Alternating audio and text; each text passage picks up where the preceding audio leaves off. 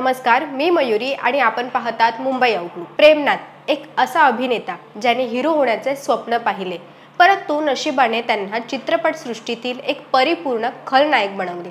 पेशावरमध्ये जन्मलेले प्रेमनाथ भारत-पाकिस्तान फाळणीनंतर मध्य प्रदेशातील स्थानिक झाले।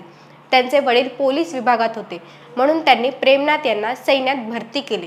तथापि अभिनयाची त्यांची आवड इतकी प्रबळ होती की प्रेमनाथ तेथून निघून स्वप्नांच्या शहरात म्हणजेच मुंबईत पोहोचले। ते मुंबईत आले आणि पृथ्वी थिएटरमध्ये सामील झाले आणि त्यांनी त्यांच्या चित्रपट कारकिर्दीला सुरुवात केली। त्यांचा पहिला चित्रपट यशस्वी झाल्यानंतर त्यांचे चित्रपटातील काम वाढतच गेले। चित्रीकरण दरम्यान ते अभिनेत्री बीना रायच्या प्रेमात पडले आणि तिच्याशी लग्न केलं। त्यांच्या वैयक्तिक आयुष्यात सर्व काही चांगले चालू होते, परंतु त्यांच्या व्यावसायिक जीवनात अडचणी येऊ लागल्या। बीना राय यशाच्या शिडीत चढत असताना प्रेमनाथ एक आघाडीचा माणूस म्हणून स्वतःला स्थापित करण्यात अपयशी ठरत होते। प्रेमनाथ मल्होत्रा यांचा जन्म 21 नोव्हेंबर 1926 रोजी पेशावर येथे झाला। भारत आणि पाकिस्तानची फाळणी झाल्यानंतर त्यांचे कुटुंब मध्य प्रदेशातील जबलपूर येथे स्थानिक झाले। लहानपणापासूनच प्रेमनाथ यांना चित्रपटाची आवड होती आणि ते पृथ्वीराज कपूर यांचे खूप मोठे चाहते होते। त्यामुळे ते अनेकदा पृथ्वीराज कपूर यांना पत्र लिहून चित्रपटांमध्ये काम शोधण्यास मदत करण्याची विनंती करत असत। प्रेमनाथ यांचे वडील पोलीस विभागात इन्स्पेक्टर होते। त्यांच्या वडिलांना त्यांच्या मुलाला देशाची सेवा करण्यासाठी पाठवायचं होतं, म्हणून त्यांनी त्याला सैन्यात भरती केलं। तिथे गेल्यानंतरही प्रेमनाथचे मन चित्रपटांमध्येच रमू लागलं। या काळात त्यांनी त्यांच्या वडिलांना एक पत्र लिहिलं की मला एक बंदूक आणि त्यासाठी 100 रुपये हवे आहेत। त्यांच्या वडिलांनी प्रेमनाथ यांना 100 रुपये पाठवले आणि त्या 100 रुपयांनी ते स्वप्नांच्या शहरात मुंबईत पोहोचले। मुंबईत पोहोचल्यानंतर प्रेमनाथ थेट पृथ्वीराज कपूरला भेटायला गेले। दोघांची भेट झाली आणि प्रेमनाथ यांनी त्यांना आपला शिष्य आणि पृथ्वी थिएटरचा भाग बनवण्याची ऑफर दिली। पृथ्वीराज कपूर त्यांच्या वागण्याने इतके प्रभावित झाले की त्यांनी प्रेमनाथ यांना पृथ्वी थिएटरमध्ये प्रवेश दिला।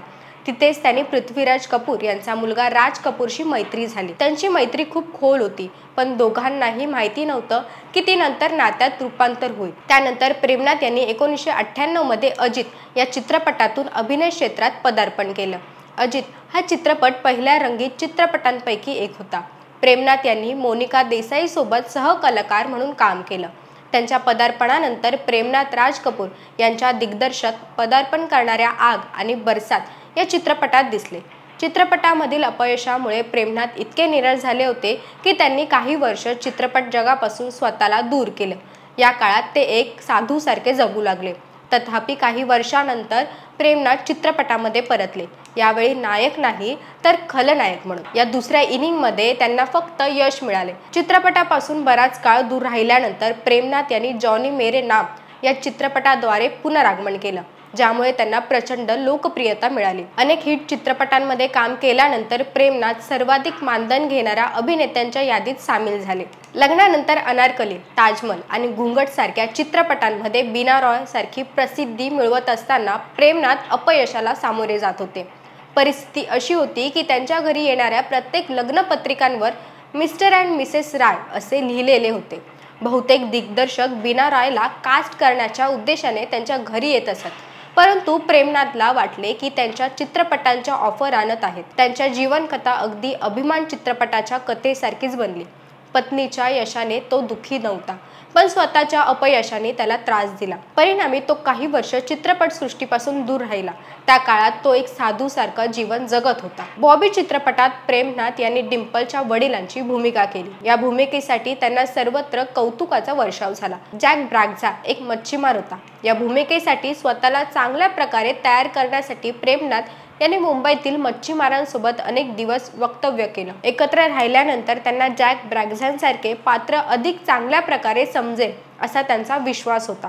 प्रेमनाथ आणि मधुबाला यांनी बादल, आराम आणि साकी सारख्या चित्रपटांमध्ये एकत्र काम केलं होतं। या चित्रपटांच्या चित्रीकरण दरम्यानच त्यांच्या जवळीक निर्माण झाले आणि त्यांना लग्नही करायचं होतं। रिपोर्टनुसार ते 6 महिने एकमेकांना डेट देखील करत होते। प्रेमनाथ आणि राज कपूर सुरुवातीपासूनच चांगले मित्र होते। प्रेमनाथ राज कपूरच्या अनेक चित्रपटांमध्ये दिसले। एकदा राज कपूर प्रेमनाथ सोबत रेवाला गेले। तिथे राज कपूर पहिल्या नजरेतच कृष्णाच्या प्रेमात पडले आणि दोघांनीही लग्न केले। प्रेमनाथची दुसरी बहीण उमा हिचे लग्न अभिनेता प्रेम चोप्रा यांच्याशी झाले होते। प्रेमनाथ यांनी 1969 मध्ये प्रदर्शित झालेला अमेरिकन चित्रपट केनौरमध्येही काम केलं। 1967 ते 1969 या काळात ते अमेरिकन टीव्ही शो माया मध्येही दिसले। त्यांचा शेवटचा अभिनय हम दोनो या हिंदी चित्रपटात होता। 1992 मध्ये वयाच्या 65व्या वर्षी हृदयविकाराच्या झटक्याने प्रेमनाथ यांचे निधन झाले।